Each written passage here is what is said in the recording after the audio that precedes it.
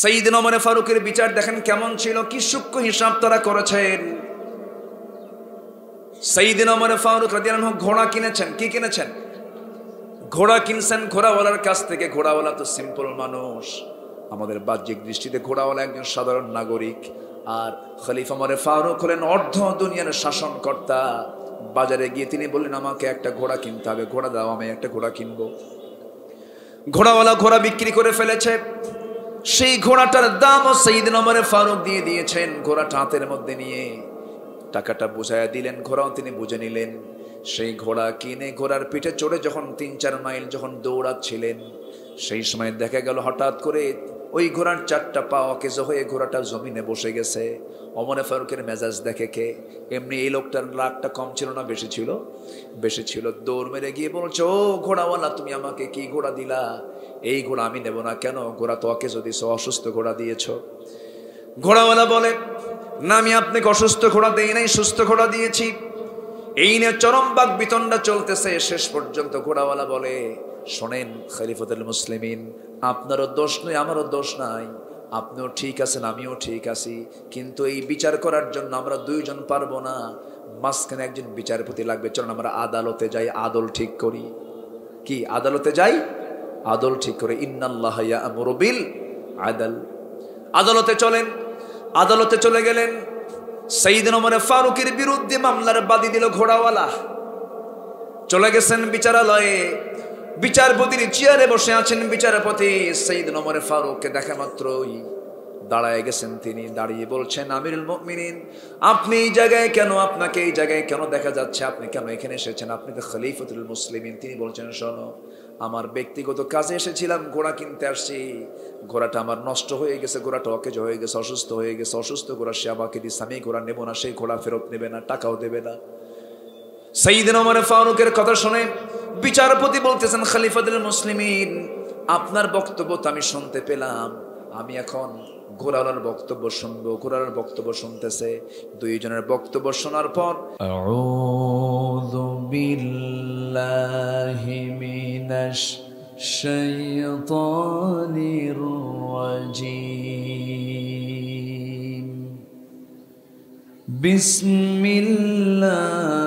বিসমিল্লাহির রাহমানির রাহিম।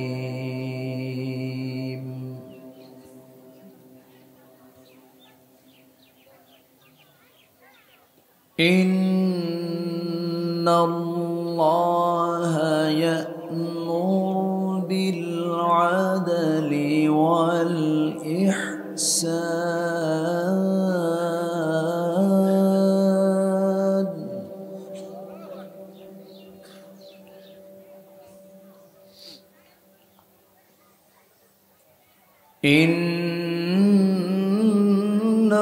ইন্নাল্লাহা ইয়া'মুরু বিল আদলি ওয়াল ইহসানি ওয়া ইতা'i যিল কুরবা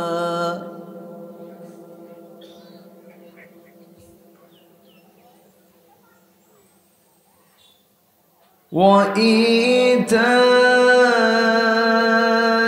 যিল কুরবা ওয়াল ওয়া ইয়ানহা আনিল ফাহশাই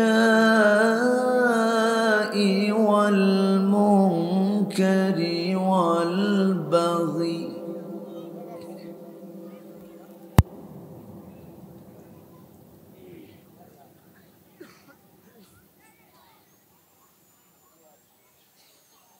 وينهى عن الفحشاء والمنكر والبغي يعظكم لعلكم تذكرون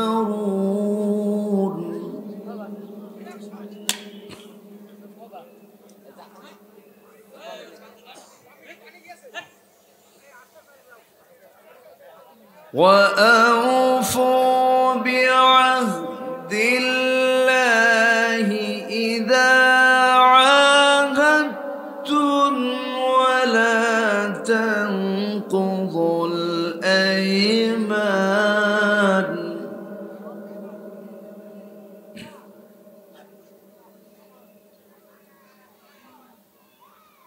ولا تنقضوا الأيمان بعد توكيدها وقد جعلتها عليكم كفيلا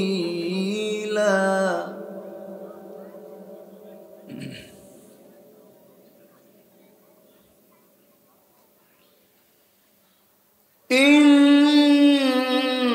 الله يعلم ما تفعلون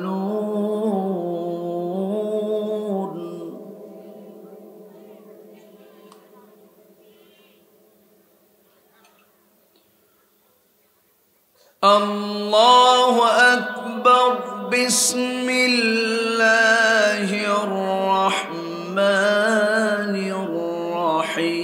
الرحيم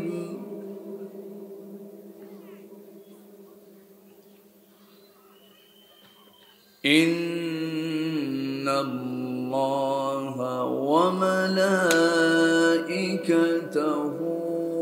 يصلون على النبي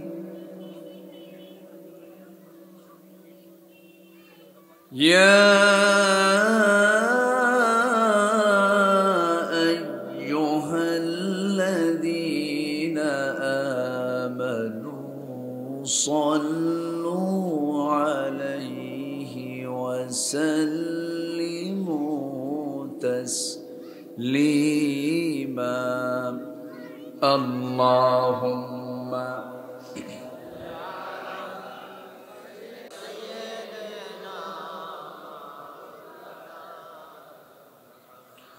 وعلى آله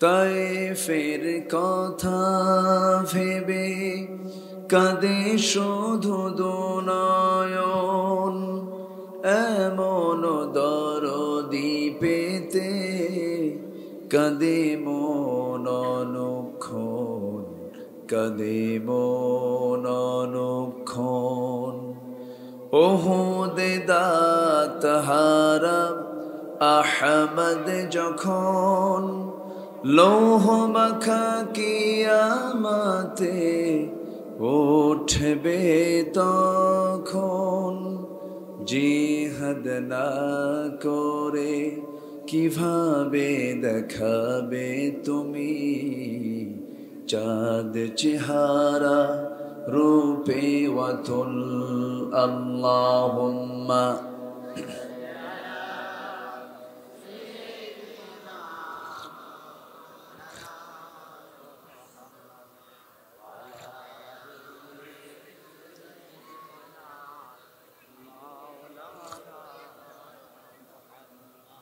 সবাই বলুন বালাগাল উলা বিকামালিহি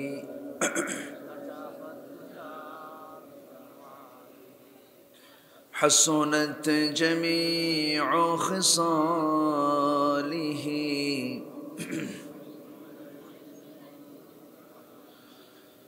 سورة يوسف بداري حكمة لقمان ما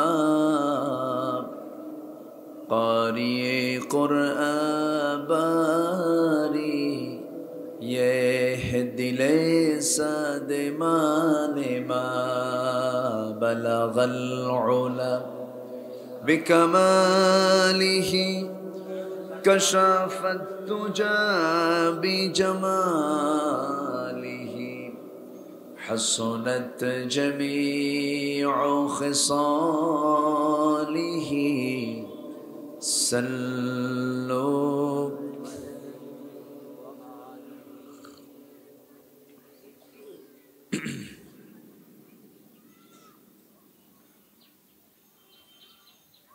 খুলনা অঞ্চলের যশোর জেলার চৌগাছা উপজেলার মাকাপুর রাহাতুন নেসা মহিলা হাফিজিয়া মাদ্রাসার উদ্যোগে আয়োজিত মাদ্রাসা মাঠে অনুষ্ঠিত 19 ফেব্রুয়ারি আয়োজিত আজকের এই তাফসীরুল কোরআন মাহফিল 2024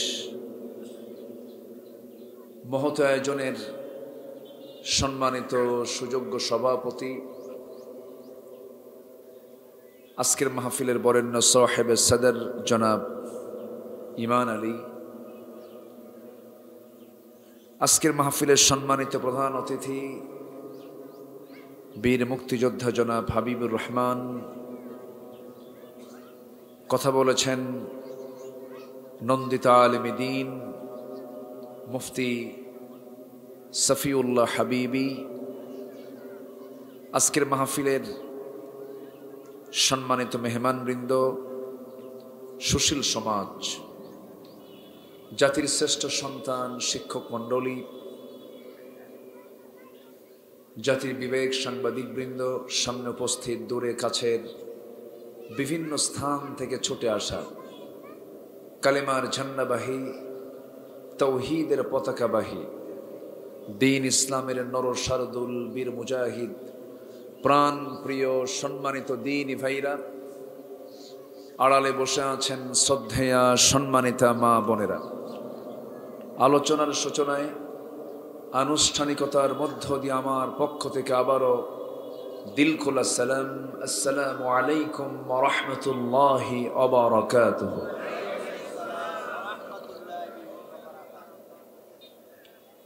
সবাই কেমন আছেন? আমাকে প্রশ্ন করে ফেলেছেন। আল্লাহ তাআলা তো আমাকে আপনার কাতারেই রেখেছেন, বলছি আলহামদুলিল্লাহ।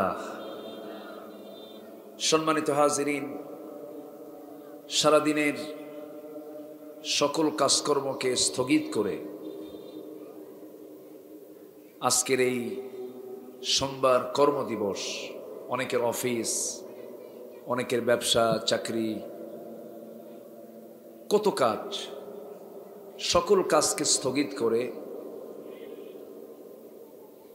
যিনি আমাকে এমন সুন্দর জায়গায় হাজির হওয়ার তৌফিক দিলেন, কোরআন শোনার জন্য যিনি আমাকে এমন একটা বরকতময় জায়গায় নির্বাচিত করলেন, সেই মহান জাল্লা শানুহুর দরবারে আমরা সবাই লাখ কোটি সাজুদ শুকর আদায় করি, মুহাব্বাতান জোরালো কণ্ঠে বলে উঠছি আলহামদুলিল্লাহ।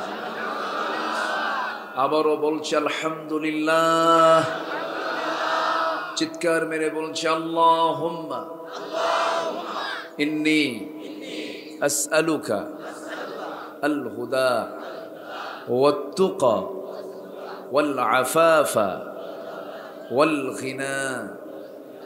সবাই বলি আল্লাহুম্মা লাকা আসলামতু ওয়া বিকা আমানতু ওয়া আলাইকা তাওয়াক্কালতু ওয়া ইলাইকা আনাবতু ওয়া বিকা খাসামতু। আমরা আল্লাহ তাআলার শুকর আদায় করে নিলাম। সম্মানিত হাজিরিন, আমি আলোচনার সূচনায় মুকাম্মিলে নিজামে হায়া, complete and balanced code of life, Al Quran আল মজিদের 16 নম্বর সূরার 90 এবং 91 নম্বর আয়াত, এই দুটি আয়াতে কারীম আমি তেলাওয়াত করেছি।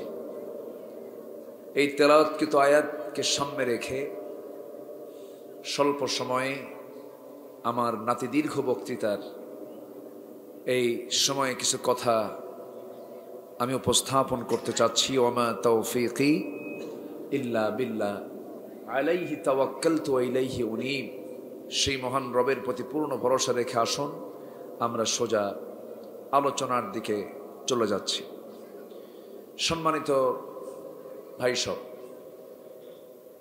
আমরা আজকে এখানে একত্রিত হয়েছি মূলত কোনো ব্যক্তির মস্তিষ্ক প্রসূত,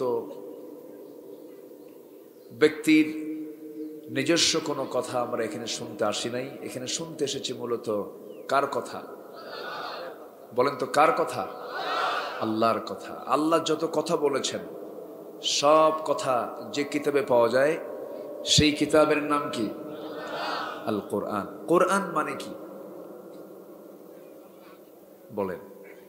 কোরআন মানে কি? আমরা কিন্তু এটা অনেকে জানি না। কোরআন তো নূর, আলো, ঠিক আছে।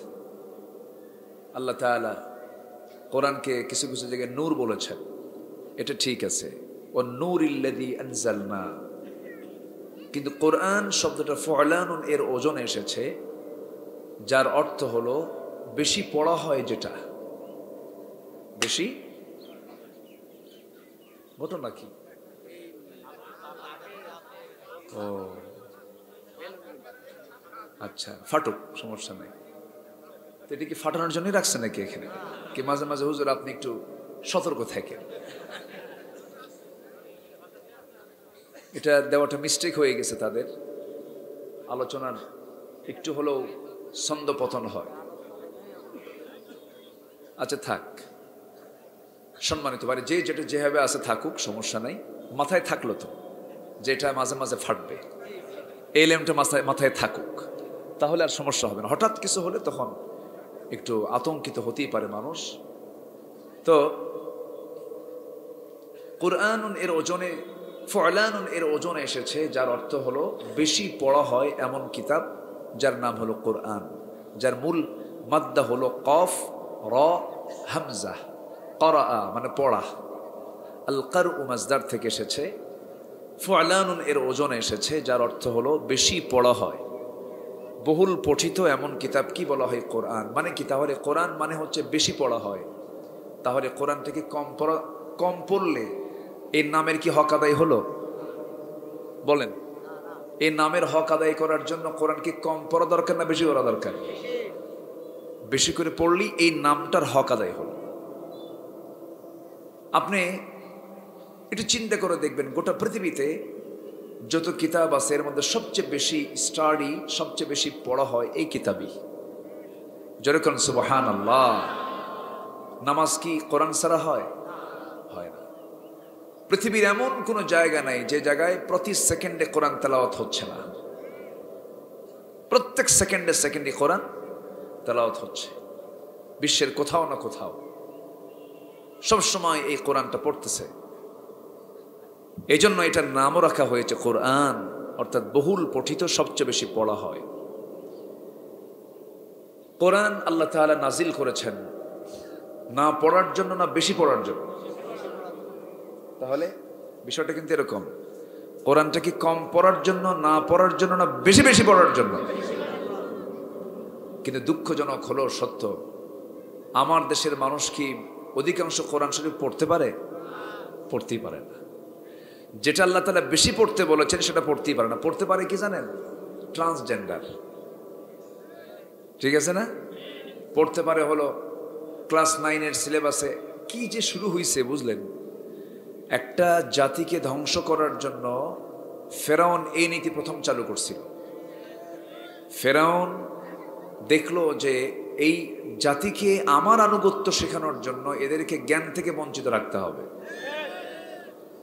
সে সমস্ত আসমানি কিতাবকে আগুন ধরায় দিল ওই সময়, এবং জাতিকে মূর্খ বানালো। কারণ জাতি মূর্খ হলে ফেরাউনের কর্তৃত্ব, জাহালাত, তার নেতৃত্ব চলবে।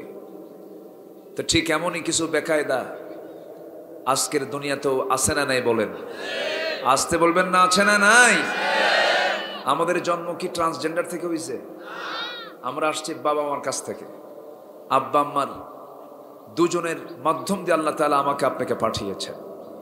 তাহলে মানব জন্মের যে ক্রমবিকাশ, এটা হলো নর এবং নারী থেকে, নর এবং নারী থেকে, মেল এবং ফিমেল থেকে। ট্রান্সজেন্ডার তো এখানে নাই।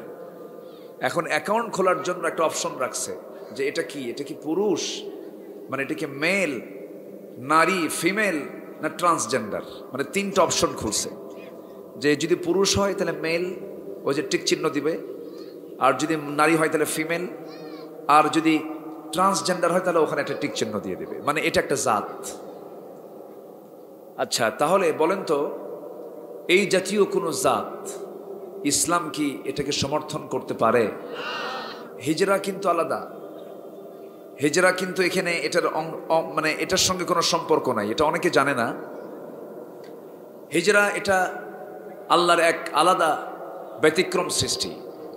কিন্তু ট্রান্সজেন্ডার হচ্ছে যে পুরুষ ছিল, তার পুরুষ থাকতে মন চায় না, মানে হাবিব হাবিবা হবে, রহিম রহিমা হবে, করিম করিমা হবে।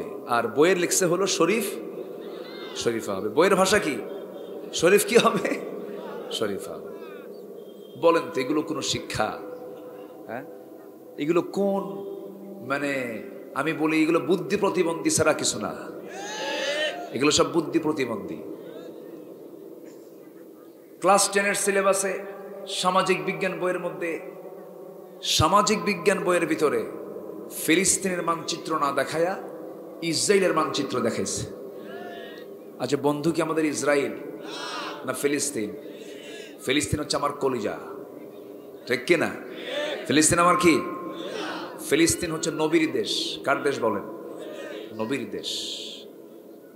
এত নবী আল্লাহ তাআলা ফিলিস্তিনে পাঠাইছেন, এত নবী পৃথিবীর কোথাও পাঠান নাই। সাইয়েদনা ইব্রাহিম বাইতুল আকসা নির্মাণ করেছেন, নবীর পুত্র বাদশার ছেলে বাদশাহ সুলাইমান ইবনে দাউদ আলাইহিস সালাতু ওয়াস সালাম, দাউদের ছেলেকে সুলাইমান, তিনি এই বাইতুল আকসা নির্মাণ করেছেন। এবং এই পৃথিবীতে এত বড় বাদশাহী আর আল্লাহ তাআলা কাউকে দেবেন না। এত এত বড় বাদশাহ ছিলেন সুলাইমান, এবং এত বড় জ্ঞানী ছিলেন তিনি। তিনি শুধু মানুষের ভাষাই বুঝতেন না, তিনি সকল প্রাণীর ভাষা বুঝতেন। জোরে বলি সুবহানাল্লাহ। আর আমরা তো মানুষের ভাষাই বুঝি। আর এই নবী শুধু মানুষের ভাষা না, পৃথিবীর সকল প্রাণীর ভাষা তিনি বুঝতেন। উল্লিমনা মানতিকাত তায়র, আল্লাহ তাআলা তাকে সকল প্রাণীর ভাষা শিক্ষা দিয়েছিলেন। তিনি তার সৈন্য সামন্ত নিয়ে একটা উপত্যকা পার হচ্ছিলেন, দুই পাহাড়ের ঠিক মাঝখান দিয়ে, বিওয়াদিন, উপত্যকা পার হচ্ছিলেন। সেই সময় তার কানে একটা আওয়াজ আসলো।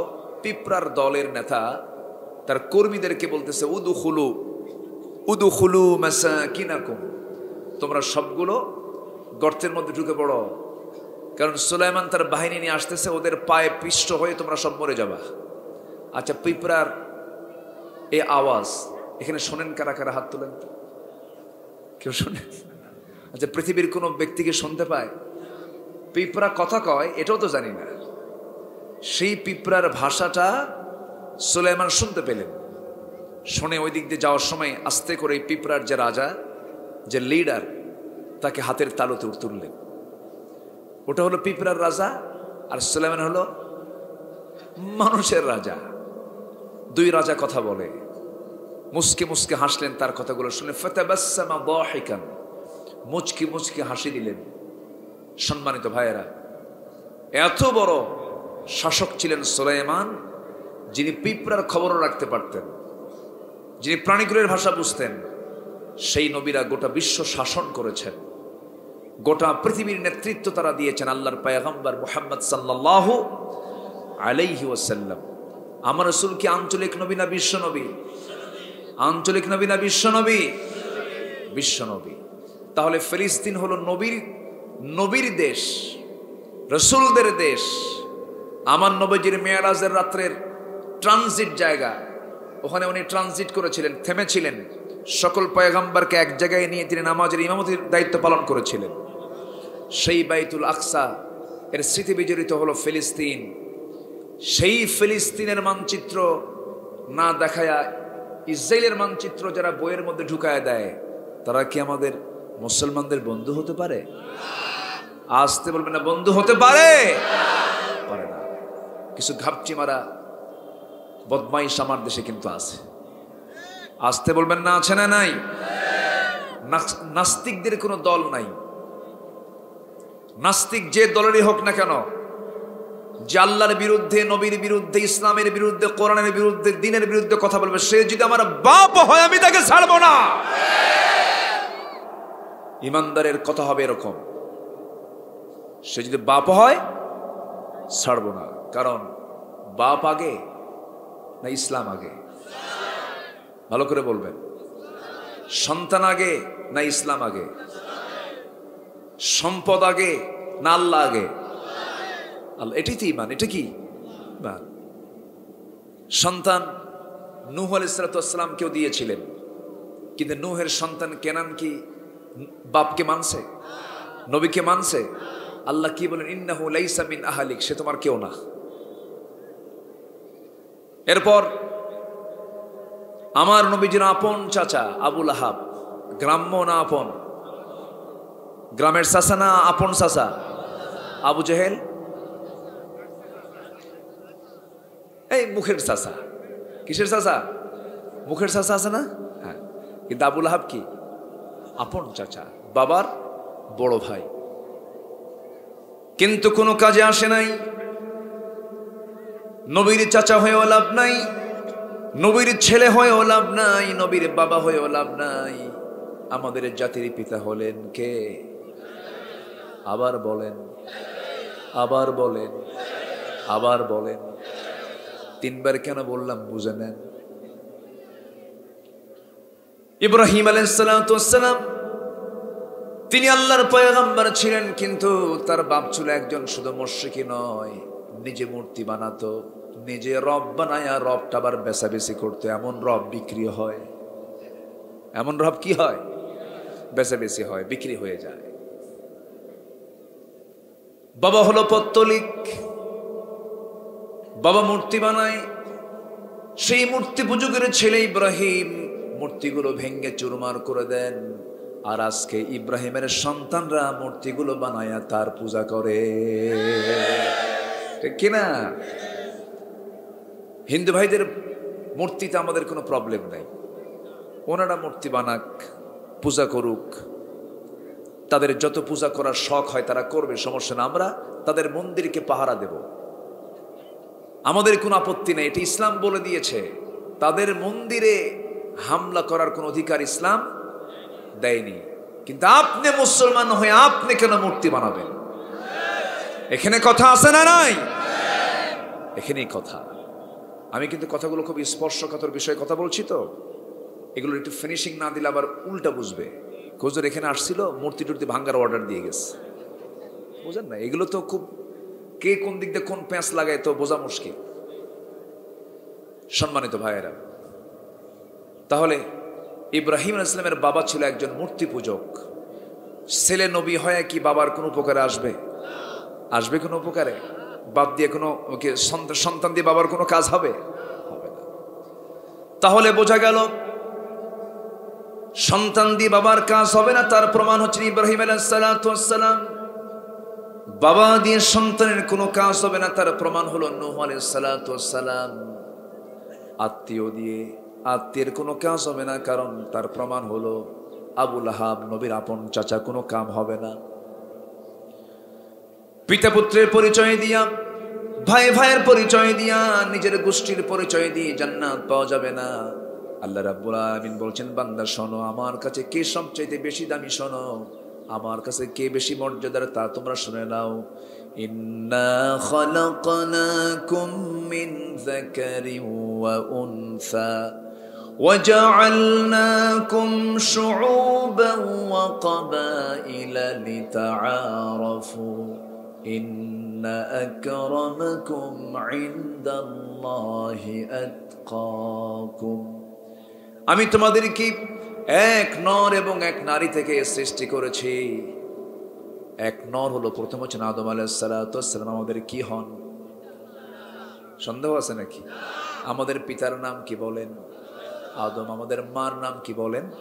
হাওয়া আলাইহিস সালাম। এই এক পিতা এবং এক মাতা থেকে, এক নর এবং নারী থেকে আল্লাহ রাব্বুল আলামিন পৃথিবীতে মানব সৃষ্টি করেছেন, ক্রমবিকাশ করেছেন। নর এবং নারী থেকে বিভিন্ন শাখা দিয়েছেন, ভাষা দিয়েছেন। আদমের ভাষা, হাওয়ার ভাষা, তাদের দুইজনের ভাষা থেকে হাজার হাজার ভাষা সৃষ্টি হয়েছে। যেমন আপনি যশোর জেলায় ধরেন, ওই দিকে কেশবপুরের ভাষার সাথে কি চৌগাছার ভাষার কি মিল আছে নাকি? টানের কম বেশি আছে না? আচ্ছা, চলে যান আপনি কুষ্টিয়ার দিকে, ভাষার চেঞ্জ হয়ে যায়। চলে যান আপনি চুয়াডাঙ্গার দিকে, ভাষার পরিবর্তন হয়ে যায়। চলে যাবেন বরিশালের দিকে, ভাষাটা চেঞ্জ হয়ে যায়।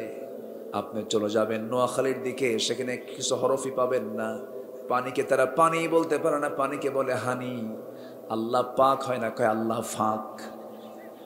ঠিক আছে না? পানি হয় না তাদের মুখে, প শব্দই নাই। রাজশাহীতে তালিবুর স নাই, সালাম দিতে পারে না, আগে কয় সালামু আলাইকুম, আগে সালায়ের পরে দুলাভাই। হয় না, ওরা স উচ্চারণ করতে পারে না, উল্টা উল্টা করে ফেলে। রংপুরে র নাই, বাড়ি কোথায়? অংপুর, র হয় না। সিরাজগঞ্জ দুন্ত স হয় না, বাড়ি কোথায়? হিরাজগঞ্জ, দুন্ত স পারে না। এরকম করে ভাষা চেঞ্জ করে দিয়েছেন। কেন জানেন? এটাকে পাসওয়ার্ড করে দিয়েছেন, আঞ্চলিক পাসওয়ার্ড। মানে কুষ্টিয়ার মানুষ এসে চৌগাছার মাতাপুর না, হ্যাঁ মাকাপুরে এসে মাস্তানি করতে নেবে, ওই কথা দুই লাইন বলতেই বলবে, আপনারা বলে ফেলবেন যে এই তো কুষ্টিয়ার মাল। কথা বলছেন নাই? ওর বাড়ি কোথায়? কুষ্টিয়া। এই ভাষাকে আল্লাহ তাআলা কেন করে দিয়েছেন চেঞ্জ? যেন লিতাআরাফু, যেন তোমরা চিনতে পারো এটা কোন এলাকা থেকে আসছে। আল্লাহু আকবার বলে।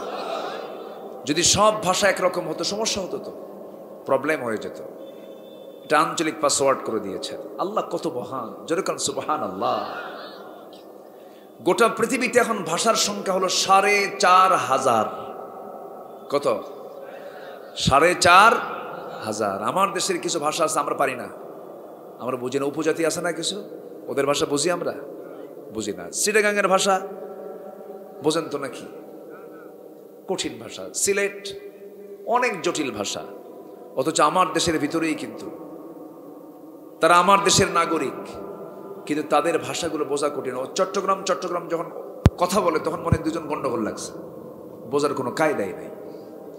কেন দিয়েছেন? এটাকে সিকিউরিটির জন্য দিয়েছেন, যেন চিটাগাংয়ের এলাকার মানুষ অন্য এলাকায় গেলে যেন বোঝা যায় যে এই চিটাগাং থেকে আসছে, সিলেট থেকে আসছে।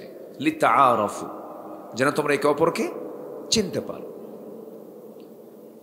আল্লাহ তাআলা এই কথাই বলছেন, শোনো, এই যে ভাষা দিলাম, বর্ণ দিলাম, বংশ দিলাম, এগুলো দিয়ে কোনো কাজ হবে না। তুমি ইংলিশম্যান, ইংলিশে কথা বলো, কিছুই না। তুমি আরবির মানুষ, আরবি দিয়ে কথা বলো, কিছুই নয়। আল্লাহর কাছে সেই বান্দাই সবচেয়ে বেশি সম্মানিত। ইন্না আকরামাকুম ইনদাল্লাহি আতকাকুম, যে বান্দা আল্লাহকে সবচাইতে বেশি ভয় করে, জোরে বলি সুবহানাল্লাহ। সবচেয়ে বড় বিষয় হলো ঈমান, সবচেয়ে বড় বিষয় হলো তাকওয়া, সবচেয়ে বড় বিষয় হলো আমার বন্ধু কাকে বানিয়ে ফেলা। আসতে বলবেন না, কাকে বানিয়ে ফেলা? আল্লাহকে বানিয়ে ফেলা। সে আল্লাহ তাআলা আমাকে আপনাকে দয়া করে কোরআনটা দিয়েছেন। সেই কোরআন থেকে আমি এমন একটা আয়াত বলেছি, যে আয়াতটা হলো, যদি প্রশ্ন করা হয় কোরআনে কারীমের মধ্যে সবচেয়ে ব্যাপক অর্থবোধক আয়াত কোনটা, যদি বলা হয় কোরআনে কারীমের মধ্যে সবচাইতে দামি সূরা, পরিপূর্ণ সূরা কোনটা, আমরা বলে ফেলবো হলো সূরা ইখলাস, তাওহীদের সূরা, যা গোটা কোরআনের 3 ভাগের 1 ভাগ। জোরে বলেন সুবহানাল্লাহ।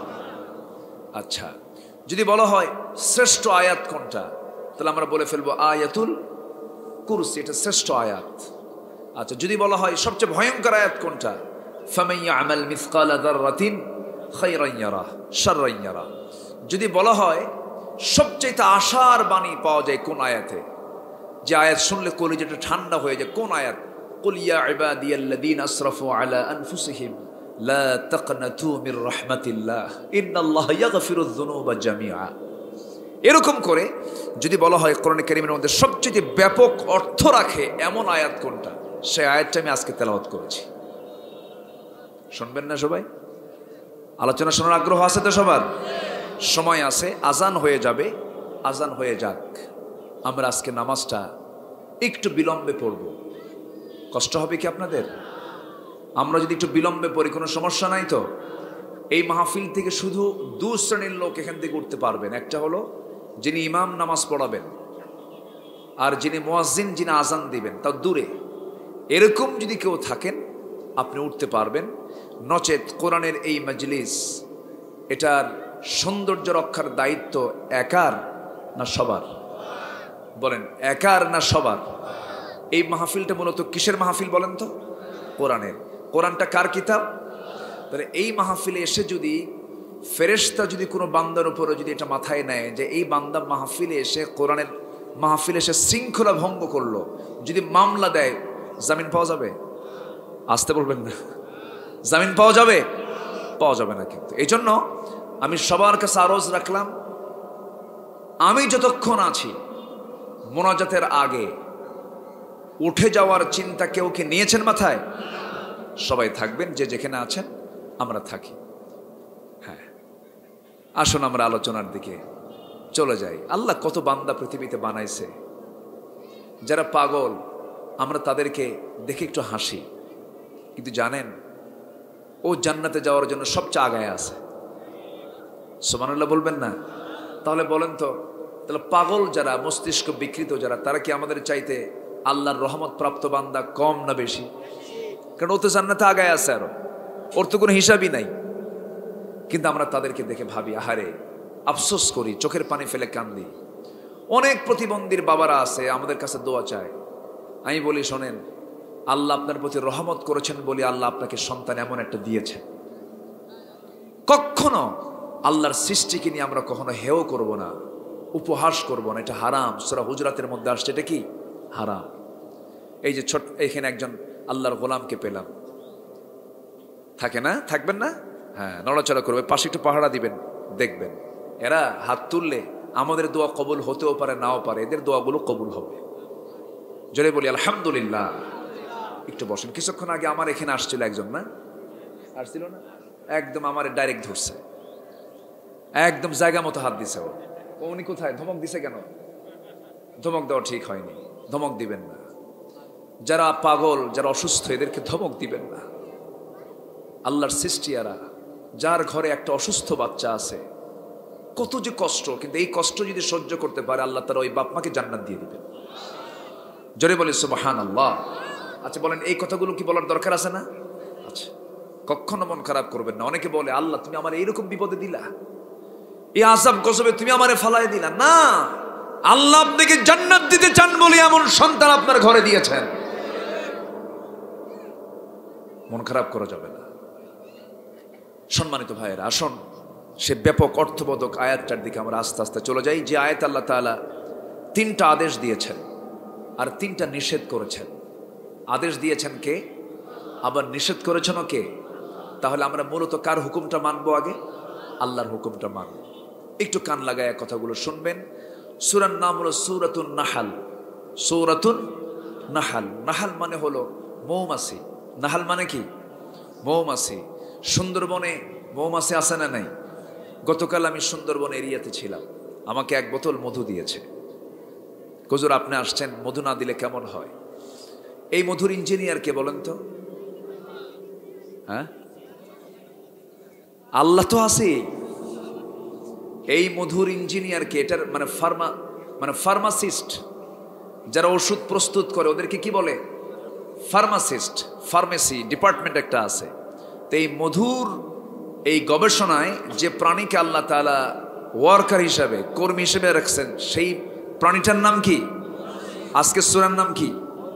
মৌমাছি। নাম হলো নাহাল। নাম কি? নাহাল। এই সূরাটার নামকরণ করা হয়েছে নাহাল। আল্লাহ রাব্বুল আলামিন মৌমাছিকে ওহী দিয়েছেন, ওয়া আওহা ইলান নাহলি আনিত্তাখিযি মিনাল জিবালি বুয়ুতা।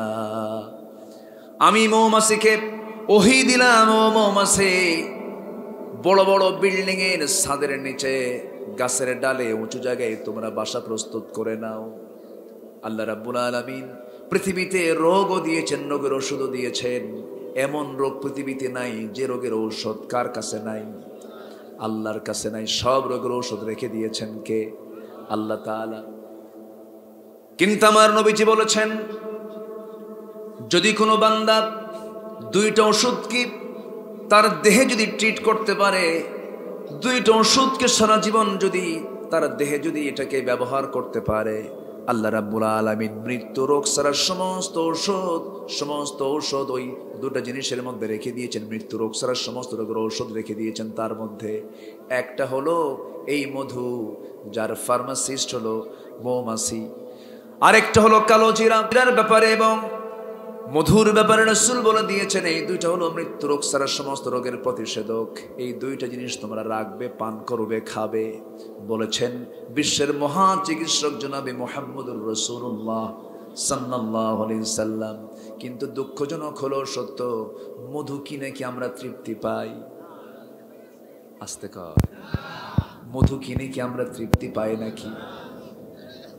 চোখের সামনে না দেখা পর্যন্ত জিব্রাইলও যদি এসে কয় এটা ঠিক আছে, তাও আমরা বিশ্বাস করি না। ঠিক আছে না? আমার বন্ধুগণ, মানুষ যদি আজকে ভেজাল না হতো, মানুষের দেহে কোনো রোগ আসতো না। এই যে বড় বড় ক্যান্সার গুলো, বড় বড় জটিল রোগগুলো হচ্ছে শুধু খাদ্যের কারণে এই সমস্ত রোগগুলো হয়। চিকিৎসকরা বলেন আমার দেশের ম্যাক্সিমাম খাবারের মধ্যে ভেজাল। এই ভেজাল কোন ফেরেশতা দেয়? কোন ফেরেশতা দেয়? ফেরেশতা দেয় না। আমার বন্ধুগণ, আল্লাহ রোগ দিয়েছেন, রোগের ঔষধ দিয়েছেন। এই মধুকে পিউরিফাই করার জন্য মহান রব্বুল আলামিন মৌমাছিকে টোটাল ডিপার্টমেন্টটা দিয়ে দিয়েছেন। মধু তুই বানাবি, গাছের ডালে ডালে বসবি, ফুলের আগায় আগায় বসে যাবি, রসগুলো সুন্দর সুন্দর করে সংগ্রহ করে নিয়ে আসবি। মধুর মধ্যে তিনটা প্রকার আছে, মৌমাছির মধ্যে তিনটা প্রকার মৌমাছি, তিনটা ডিপার্টমেন্টের তিনটা কাজ। একটা হলো কর্মী মৌমাছি, আরেকটা হলো পুলিশ মৌমাছি, অ্যাডমিনিস্ট্রেশন চালায় এমন মৌমাছির দল আছে। ওয়ার্কার মৌমাছি, যারা বিভিন্ন ফুলে ফলের উপরে পড়ে সেই সমস্ত রসগুলো সংগ্রহ করে নিয়ে চলে আসে মৌচাকে। আরেকটা হলো রানী মৌমাছি। রানী মৌমাছি সে ভিতরে থেকে মৌচাকে মধুগুলো কোথায় কোথায় রাখতে হবে এটাকে সে ডিপার্টমেন্টগুলো ভাগ করে রাখে। রানী মৌমাছির কাজ হলো ভিতরে মৌচাককে ঠিক করে রাখা, কন্ট্রোল করে রাখা। পুলিশ মৌমাছি দরজায় দাঁড়ায় থাকে, আর কর্মী মৌমাছিগুলো বিভিন্ন জায়গায় ঘোরাফেরা করে মধুগুলো নিয়ে চলে আসে মৌচাকে। ওই দরজায় দাঁড়িয়ে থাকে হলো অ্যাডমিনিস্ট্রেশন, সেই পুলিশ মৌমাছি। সেই পুলিশ মৌমাছি কি করে? প্রত্যেকটা কর্মী মৌমাছির গোটা দেহের দিকে তাকায় দেখে মাথা থেকে পা পর্যন্ত তার মধ্যে কোনো জার্ম আছে কিনা, কোনো জীবাণু নিয়ে সে ভিতরে ঢুকতেছে কিনা। পুলিশ মৌমাছির কাজ হলো যদি কোনো কর্মী মৌমাছি মধু সংগ্রহ করতে দিয়ে যে যদি শুধু মধু না এনে, রস না এনে, যদি কোনো ময়লা জাতীয় কোনো কিছু নিয়ে আসে, ভাইরাস নিয়ে আসে, এটা যদি প্রমাণ হয়ে যায়, সমস্ত কর্মী সেই পুলিশ মৌমাছির টিমগুলো সবগুলো একসঙ্গে তাকে ধরে কামড় মেরে মারামারি করে তাকে গুলি করে দুনিয়া থেকে বিদায় করে দিয়ে বলে, আল্লাহর কসম করে বলছে, আল্লাহ তাআলা আমাদেরকে ওহী দিয়েছেন বান্দার জন্য মধু প্রস্তুত হচ্ছে, কিন্তু তার মধ্যে কোনো প্রকারের জীবাণু ঢুকানো যাবে না। যেরকম সুবহানাল্লাহ। আপনি আল্লাহর নিয়ামতের মধ্যে ভেজাল দিচ্ছেন, খাবারের মধ্যে ভেজাল দিচ্ছেন, এটার শাস্তি হলো আপনাকে জাহান্নাম যেতে হবে। আল্লাহ দিয়েছেন কলা। কলা এমন একটা ফলের নাম, সব ভিটামিন তার মধ্যে আছে। বেশি করে কলা খাও, মেডিকেলে চান্স পাও। এই মেডিকেলে যারা ছাত্র আছে, এই কথা কিন্তু প্রচলিত কথা। সব ধরনের প্রোটিন আল্লাহ তাআলা কলার মধ্যে রেখে দিয়েছেন, কিন্তু জেনে অবাক হবেন এর মধ্যেও মেডিসিন আছে না নাই? আসতে বলবেন না আছে না নাই? আমি তো মনে করি যত শাস্তি বাংলার জমিনে, যত আইন কানুন আছে, আমার কাছে এটা মনে হয়, আমার কাছে যদি পাওয়ার আসতো, যারা খাদ্যের মধ্যেই ভেজাল দেবে তাদেরকে ফাঁসি দেওয়া দরকার। সেটা মানুষকে মেরে ফেলছে, ঠিক কিনা? এটা কি ছোটখাটো অপরাধ? অনেক বড় অপরাধ। খাদ্যের মধ্যে বিষ দেওয়া মানে কি চরম চরম এটা ক্ষতিকর বিষয়, অমানবিক বিষয়, পাশবিকতার কাজ এটা। আমার বন্ধুগণ, সূরাতুন নাহলের নামকরণ কেন করা হয়েছে সেই জন্য আমি এই প্রসঙ্গে গিয়েছিলাম। আসলে আমরা মূল জায়গায় চলে আসি। আল্লাহ রাব্বুল আলামিন সূরাতুন নাহলের 90 নম্বর কয় নম্বর আয়াত বলেন, যারা জুমার নামাজ পড়েন, জুমার নামাজে এই আয়াতটা প্রত্যেক খতিব খুতবার সময় তিনি আরবি খুতবার মধ্যে আয়াতটা বলে ফেলেন, যারা পারেন ঠোঁট মিলিয়ে বলুন, ইন্নাল্লাহা ইয়া'মুরু বিল আদলি ওয়াল ইহসানি ওয়া ইতা'i যিল কুরবা ওয়া ইয়ানহা আনিল ফাহশাই ওয়াল মুনকারি ওয়াল বাগি ইয়া'iদুকুম লা'আল্লাকুম তাযাক্কারুন। জোরে বলুন আল্লাহু আকবার। ব্যাপক অর্থবোধক আয়াত এটা। আল্লাহ রাব্বুল আলামিন আমাদেরকে আদেশ দিয়েছেন, আমর করেছেন, অর্ডার দিয়েছেন তিনটা কাজের। এক নাম্বার হলো আদল তোমরা ঠিক রাখো। আদল মানে হলো ন্যায় বিচার তোমরা ঠিক রাখো, ন্যায় পরায়ণতা ঠিক রাখো। প্রত্যেকটা জায়গায় ব্যক্তি জীবন থেকে শুরু করে নিয়ে আন্তর্জাতিক পরিমণ্ডল পর্যন্ত যদি আদালত ঠিক থেকে যায়, আদল শব্দ থেকে আদালত কায়েম হয়েছে। আদালত আমরা চিনি না, যশোর আদালত আছে না নাই? কোথায়? যশোরে। আচ্ছা, আমি কি শেষ করে দেব নাকি? এই যে দুই একজন করে ওঠে,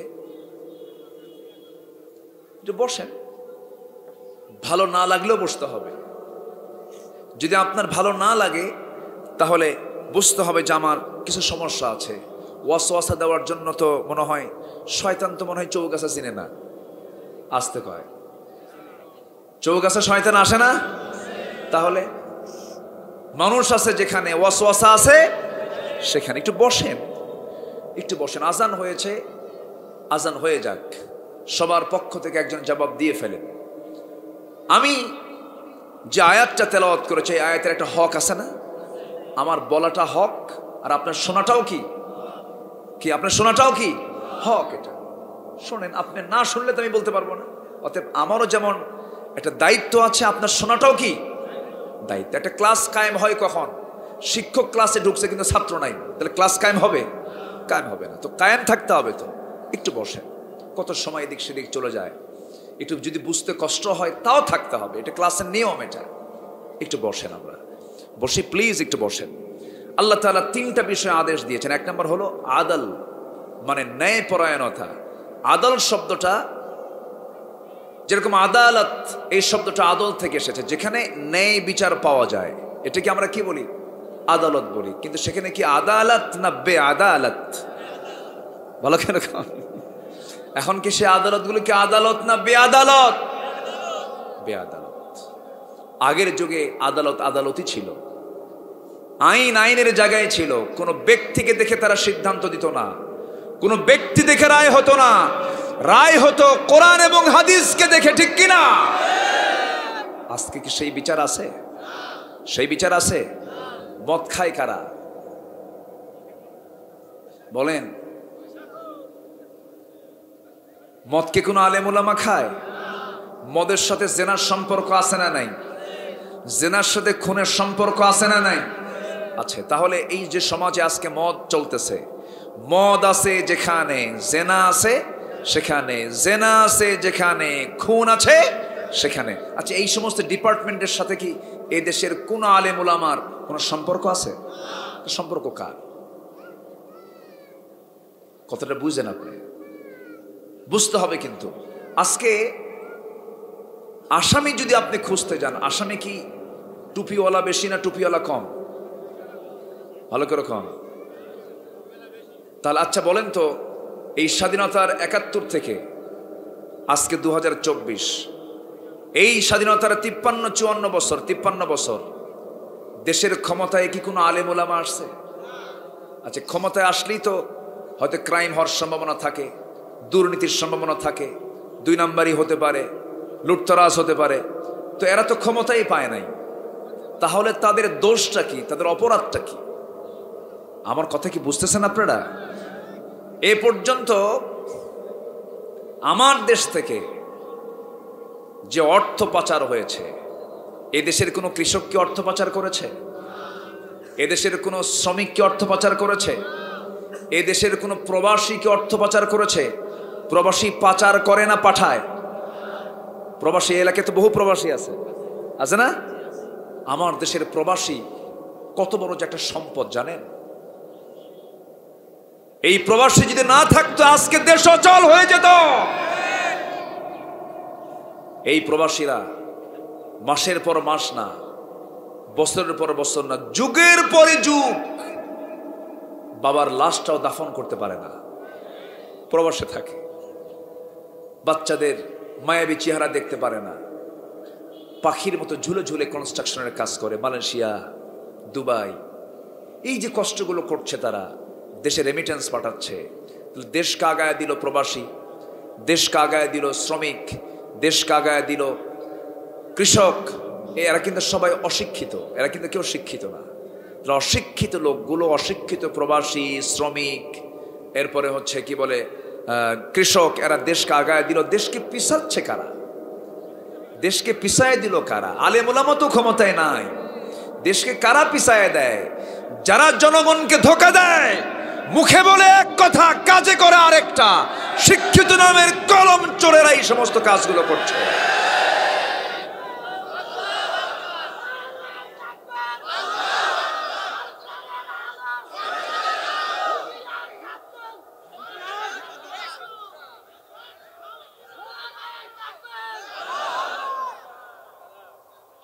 জি, ঠিক আছে, ভালো।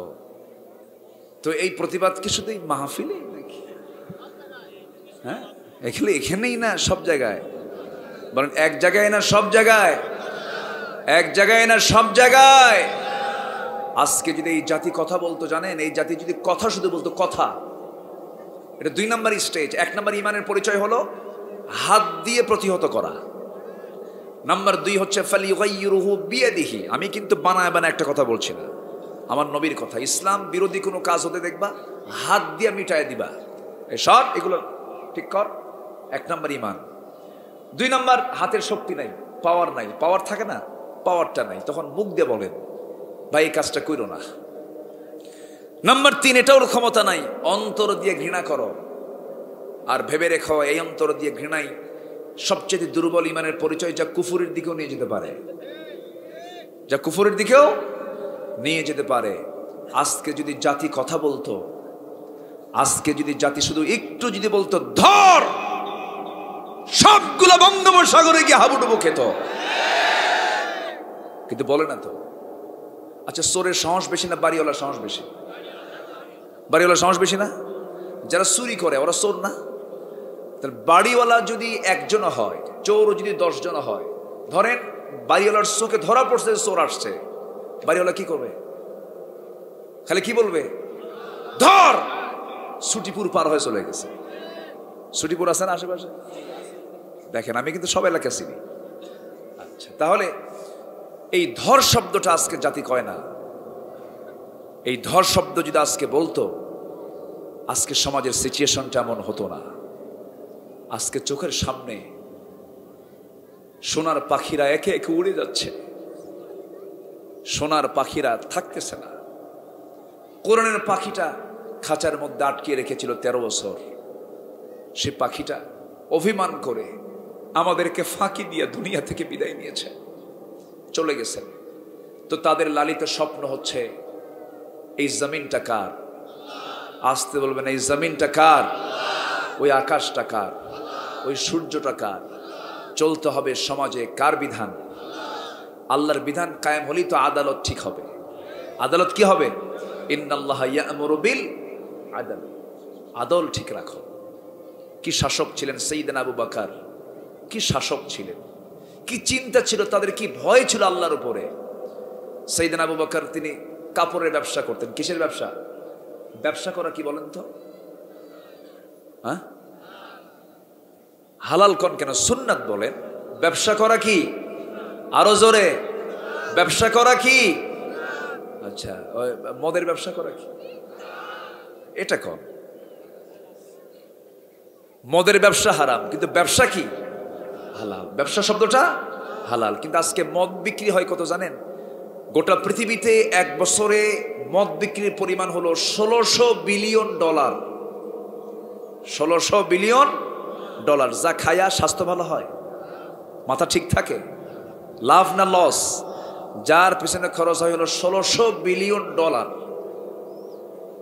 পতিতাবৃত্তি হয়, পতিতাবৃত্তি, জেনার কারবারে মানে গোটা পৃথিবীতে 1 বছরে প্রায় $400 বিলিয়ন শুধু পতিতাবৃত্তির খাতে কেনা বিক্রি হয়, টাকার লেনদেন হয়, তাহলে এই যে মদ, এই যে জুয়া, ক্যাসিনো, তারপরে মদের বোতল, এগুলো যারা কারবার করে তারা কি কখনো চাবে জমিনে ইসলাম আসুক?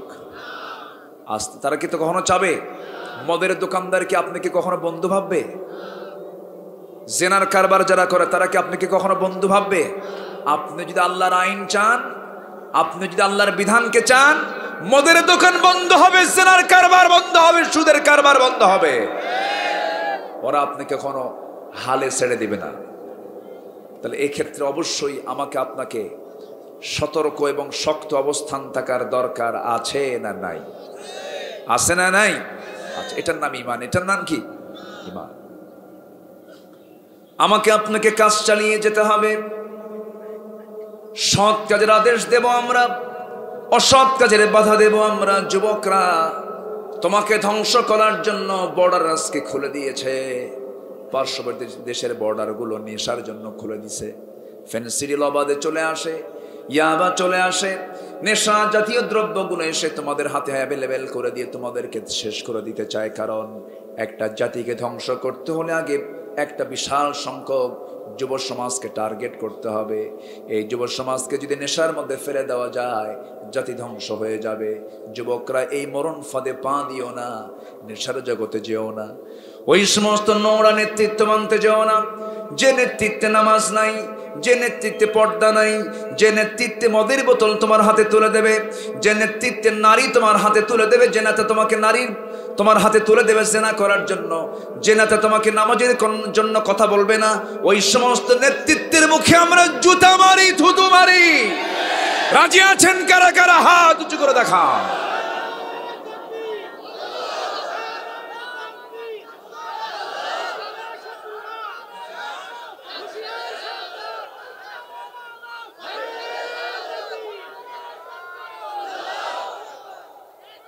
আল্লাহ তুমি সবার হাতকে কবুল করো।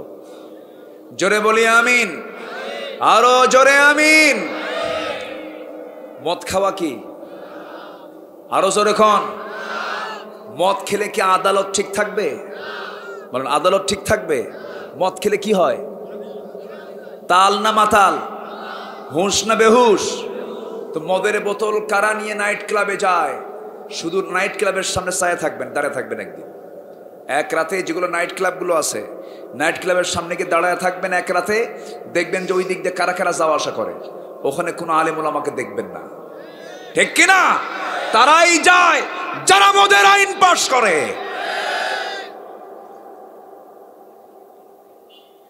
কথা বলবো?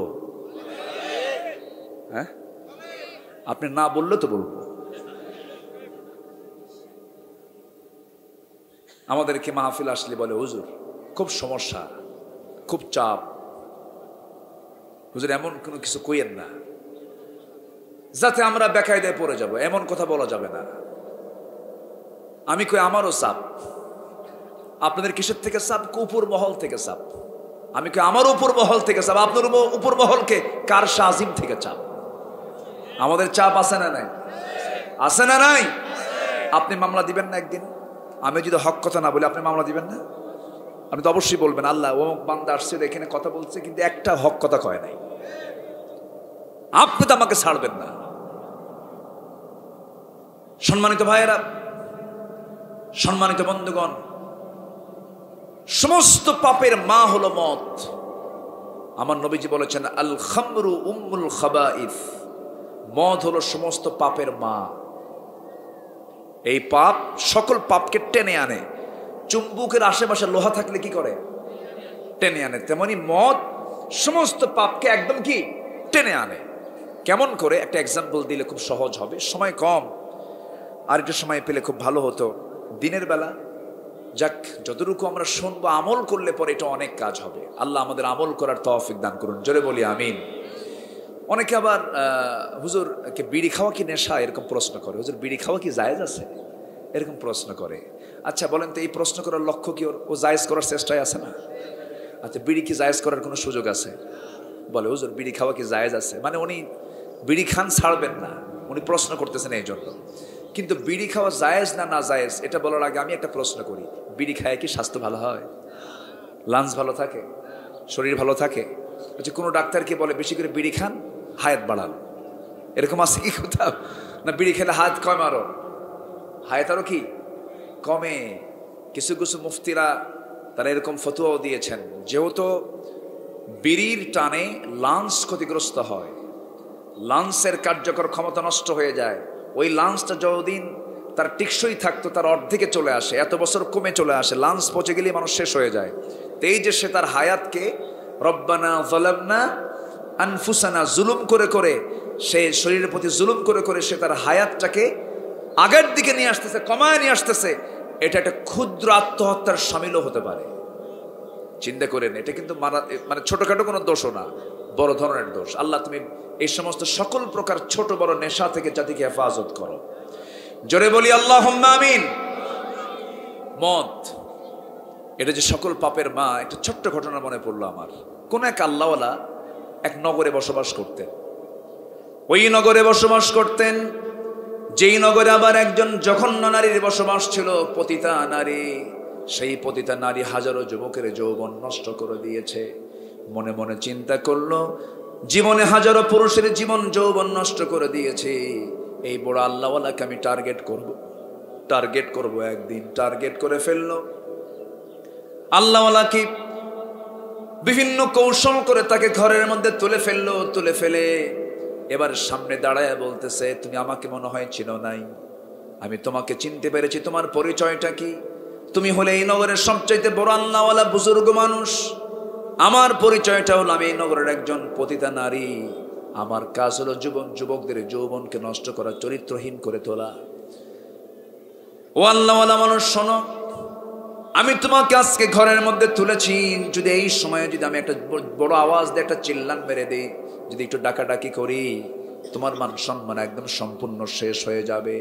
অতএব এই মান সম্মান রক্ষার জন্য আমি তোমাকে 3টা অপশন দিলাম।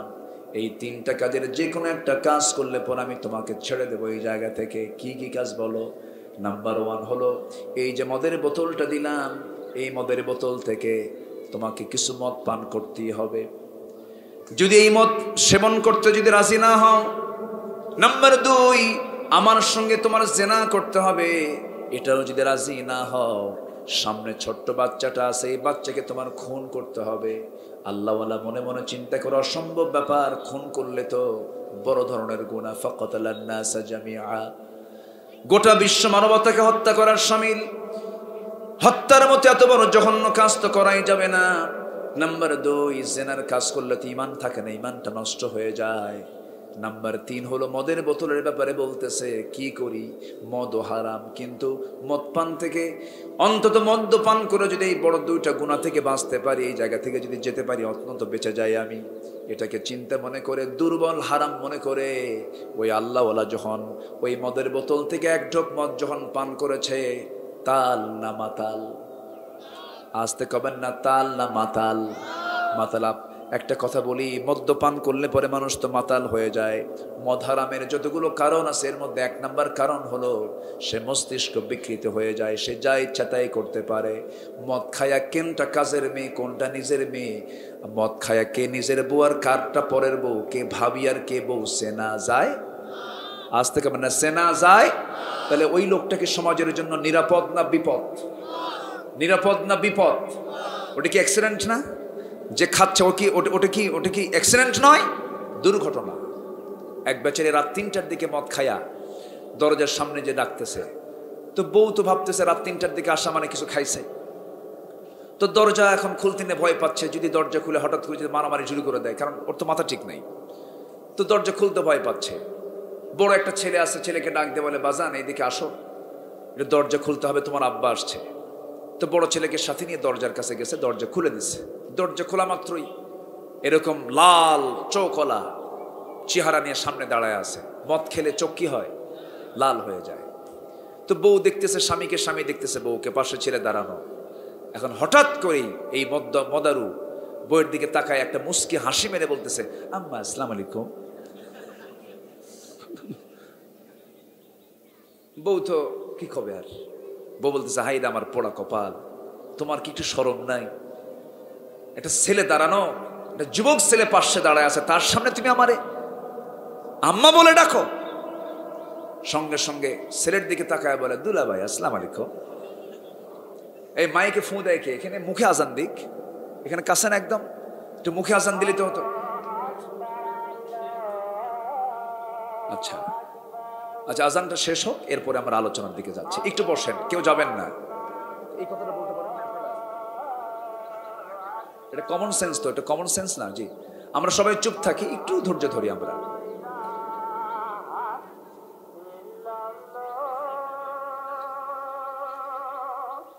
এই যে ওঠেন কেন? এই যে বসেন বসেন বসেন। আচ্ছা ঠিক আছে, আচ্ছা বসেন।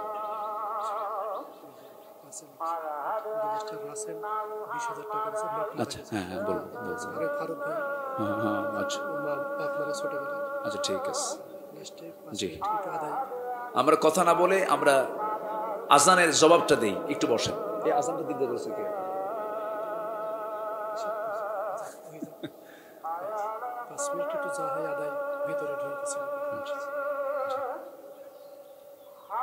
হাইয়া আলাস সালাহ।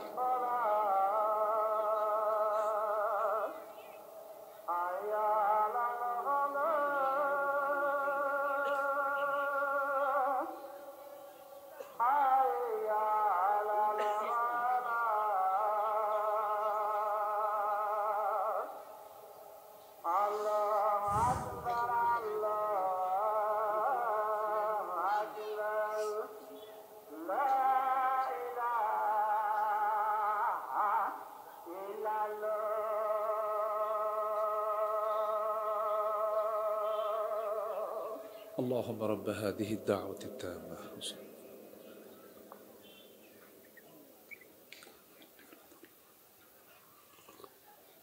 আমি কি মোনাজাত করে দেব? হ্যাঁ, ভালো করে বলবেন। আমি কি আলোচনা চালাবো?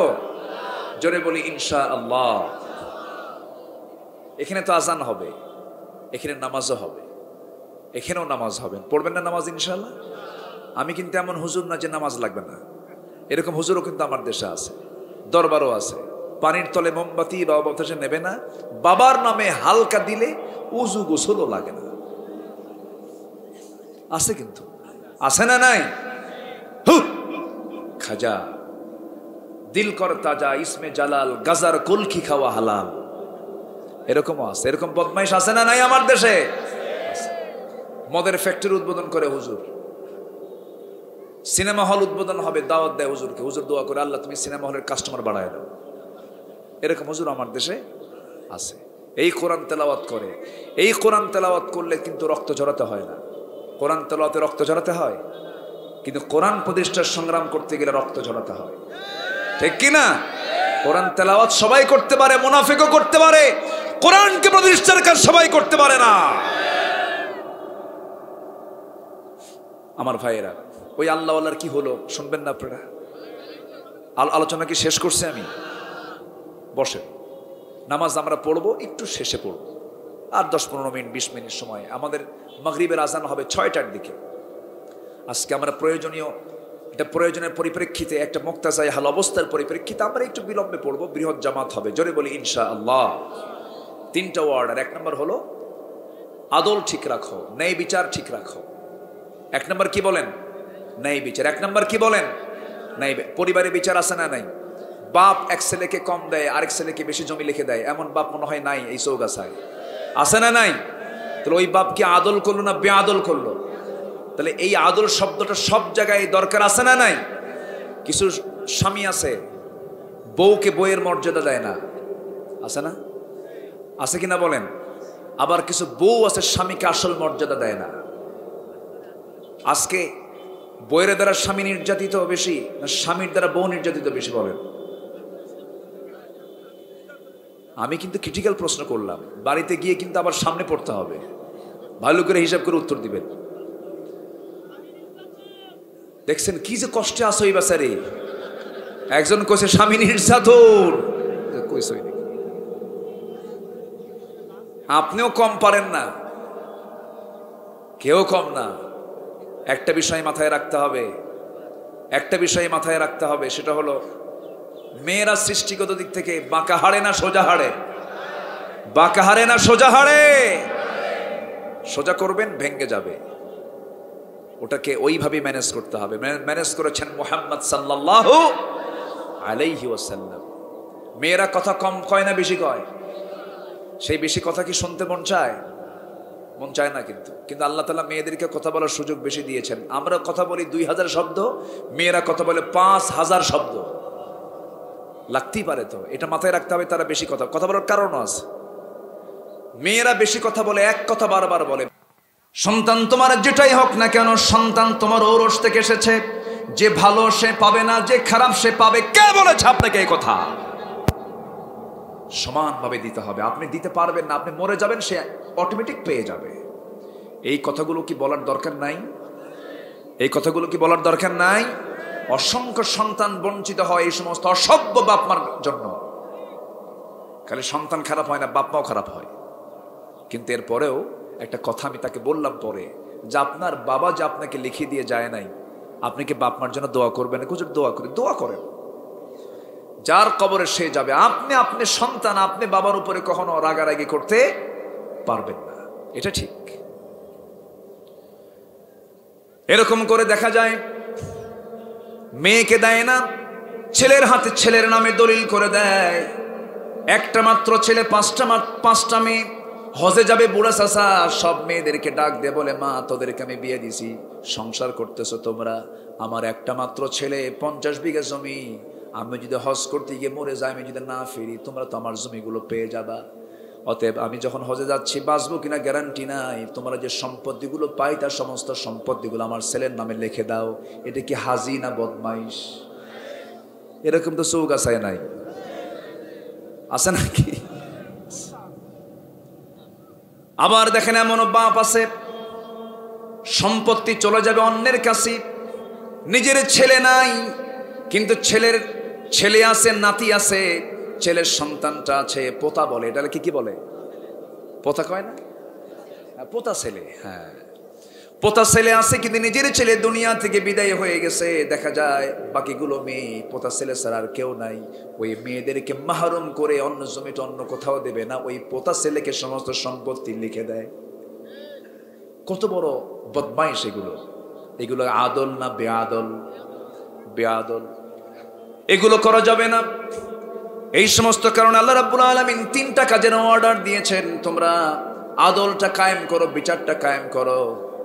সাহাবে কেরাম কি ছিলেন? সাইয়েদনা আবু বকরের কথা বলছিলাম, ওমরের কথা বলছিলাম, বলতে বলতে অন্য লাইনে চলে গেছি। সাইয়েদনা ওমর ফারুকের বিচার দেখেন কেমন ছিল, কি সূক্ষ্ম হিসাব তারা করেছেন। সাইয়েদনা ওমর ফারুক রাদিয়াল্লাহু আনহু ঘোড়া কিনেছেন। কি কিনেছেন? ঘোড়া কিনছেন ঘোড়াওয়ালার কাছ থেকে। ঘোড়াওয়ালা তো সিম্পল মানুষ, আমাদের বাহ্যিক দৃষ্টিতে ঘোড়াওয়ালা একজন সাধারণ নাগরিক। আর খলিফা ওমর ফারুক হলেন অর্ধ দুনিয়ার শাসনকর্তা। বাজারে গিয়ে তিনি বললেন, আমাকে একটা ঘোড়া কিনতে হবে, ঘোড়া দাও, আমি একটা ঘোড়া কিনবো। ঘোড়াওয়ালা ঘোড়া বিক্রি করে ফেলেছে।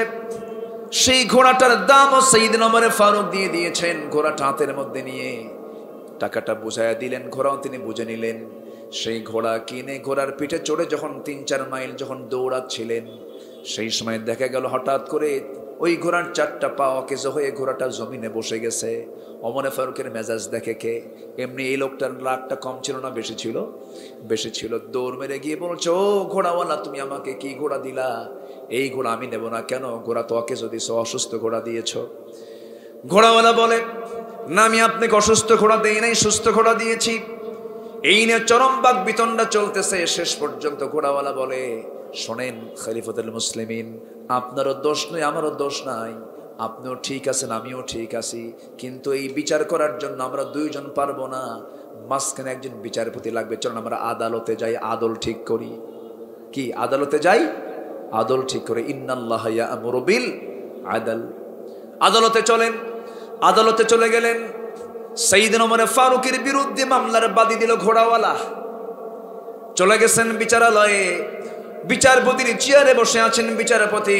সাইয়েদনা ওমর ফারুককে দেখা মাত্রই দাঁড়ায় গেছেন তিনি। দাঁড়িয়ে বলছেন, আমিরুল মুমিনিন, আপনি এই জায়গায় কেন? আপনাকে এই জায়গায় কেন দেখা যাচ্ছে? আপনি কেন এখানে এসেছেন? আপনি তো খলিফাতুল মুসলিমিন। তিনি বলছেন, শোনো, আমার ব্যক্তিগত কাজে এসেছিলাম, ঘোড়া কিনতে আসছি, ঘোড়াটা আমার নষ্ট হয়ে গেছে, ঘোড়াটা অকেজ হয়ে গেছে, অসুস্থ হয়ে গেছে। অসুস্থ ঘোড়া সে আমাকে দিচ্ছে, আমি ঘোড়া নেবো না, সেই ঘোড়া ফেরত নেবে না, টাকাও দেবে না। সাইয়েদনা ওমর ফারুকের কথা শুনে বিচারপতি বলতেছেন, খলিফাতুল মুসলিমিন, আপনার বক্তব্য তো আমি শুনতে পেলাম, আমি এখন ঘোড়াওয়ালার বক্তব্য শুনবো। ঘোড়ার বক্তব্য শুনতেছে। দুইজনের বক্তব্য শোনার পর এই বিচারপতির চেয়ারে বসে বলতেছে, আমিরুল মুমিনিন, আল্লাহর কসম করে আমি আজকে বিচার করছি আপনাকে দেখে নয়, ওই ঘোড়াওয়ালাকে দেখে নয়, কোরআনকে সামনে রেখে। যেরকম সুবহানাল্লাহ। আপনি ওমর, আপনাকে দেখেও বিচার করব না, ঘোড়াওয়ালাকে দেখেও বিচার করব না, কোরআনকে দেখেই বিচার করব। এই কথা বলে তিনি বলছেন, শুনুন আমিরুল মুমিনিন, আপনি আমার সামনে, আমি আপনার সামনে, আমি এই আদালতের চেয়ার থেকে সুস্থ অবস্থায় বাড়িতে ফিরবো, তার কোনো গ্যারান্টি আছে নাকি? না। আপনি ওমরে ফারুক, আমার সামনে আপনি অবস্থান করছেন, আপনি সুস্থ অবস্থায় বাড়ি পর্যন্ত যেতে পারবেন, তার কোনো গ্যারান্টি আছে নাকি? না।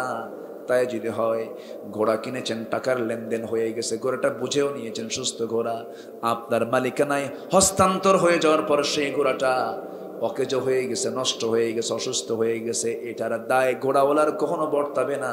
অসুস্থ ঘোড়ার মালিক আপনি হয়ে যাবেন, আপনি ঘোড়াটা নিয়ে বাড়ি চলে যান। সুবহানাল্লাহ বলবেন না? আদাল না বেআদাল? আদাল না বেআদাল? আদাল। সঙ্গে সঙ্গে ওমরে ফারুক রাদিয়াল্লাহু তাআলা মুস্কি একটা হাসি মারলেন, কিচ্ছু বললেন না, সালামটা দিয়ে সেখান থেকে বিদায় নিলেন। বিদায় নেওয়ার পরের দিন সমস্ত সূরার বৈঠকের সমস্ত মাজলিস সূরার সদস্যদের সামনে রেখে তিনি বললেন, শোনো, গতকালকে চমকপ্রদ একটা ঘটনা ঘটে গেছে। কি? এমন বিচারপতি আমার দেশে আছে যে বিচারপতি আমার বিরুদ্ধে রায় দেওয়ার সাহস করে। সুবহানাল্লাহ বলবেন না? খলিফা ওমর বেজার না খুশি? খুশি হয়েছেন, খুশি হয়েছেন তিনি। আল্লাহু আকবার।